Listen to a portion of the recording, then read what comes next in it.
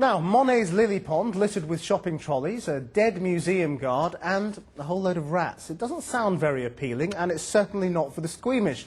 But in fact, it's what the graffiti artist Banksy hopes will attract people to his latest exhibition. Now, earlier this summer, you'll remember, he used the controversial barrier separating Israel and Palestine as a canvas facing Israeli army fire, he said. He created 9 spray paintings. So what's the point of his latest provocation? Emily Rubin is at the Notting Hill Gallery. Emily. Well, Chris, at first glance, this looks like a normal exhibition, but this being Banksy, things are never quite what they seem. This is called Crude Oils, this exhibition, and what he's done is reworked old masters. Let's have a look at some of them. There's Monet's water lilies, complete with abandoned shopping trolleys and a traffic cone. We've got Van Gogh's flowers with no flowers. And then moving along, we can show you Jack Vettriani's Dancers on the Beach, but with 2 men disposing of some nuclear waste. And then, of course, behind me on the left, a reworking of Warhol's Marilyn poster, but this time it's with Kate Moss. Now, of course, the other bizarre thing about this exhibition is that in order to enjoy these works of art, you have to navigate your way through 164 rats.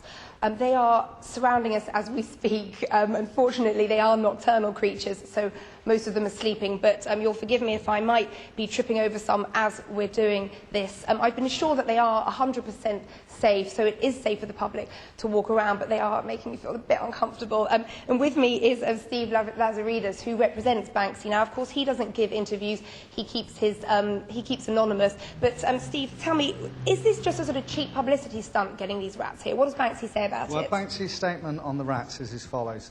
Rats represent the triumph of the little people, the undesirables and the unloved. Despite the efforts of the authorities, they survived, they flourished and they've won. Wherever you stand in London, you're never more than 10 foot away from someone who knows a boring fact about rats. Well, some of the critics we've spoken to about this exhibition say it's easy to take the mickey out of old masters, if you like. That's not really art. What does Banksy say about that? Well, his statement on that is as follows. The vandalised paintings reflect life as it is now. We don't live in a world like Constable's Haywayne anymore, and if you do, there's probably a travellers' camp on the other side of the hill.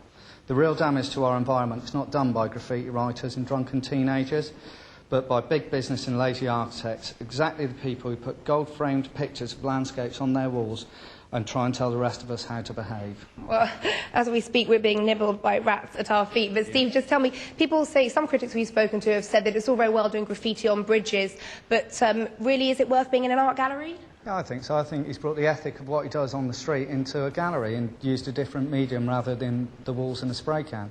He's still maintained his humour and his politics. And his statement's here for people to come and have a look at. Steve, thanks very much indeed. Well, Krish, the exhibition runs for 2 weeks. This is the first preview that anyone's seen of it, but come down here if you're brave enough. Emily Rubin in West London. It's a shame the camera didn't pan down, because I bet she's wearing waist-high waders. Before we go...